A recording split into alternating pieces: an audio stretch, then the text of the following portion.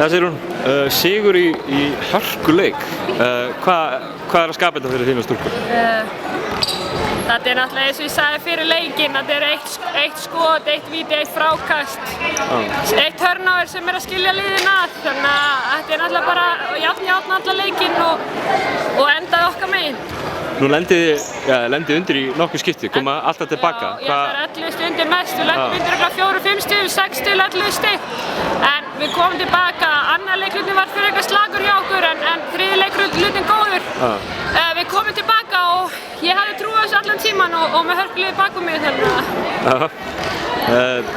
Skotið, þriggjastaða skotið sem þú tekur alveg í restina.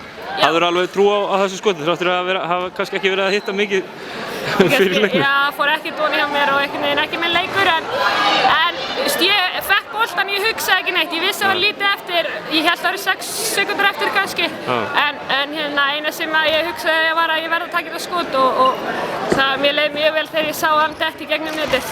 Trúi því. Keflavík á laugardaginn, hvernig líst þér á það? Hvernig matchið þið upp á móti þeim heldurðu? Þær hafa unnið 2 leiki, við erum með einn leik í deildinni en þetta er náttúrulega bikar og það getur allt gerst. Ég er eiginlega ekki farin að hugsa svo langt, við erum rétt að 8 gráð og við erum komnar í bikarúrslit þannig að morgun og föstudag fyrir að plana og setja upp og sjá svo hvað það gerist. Geggjað, takk.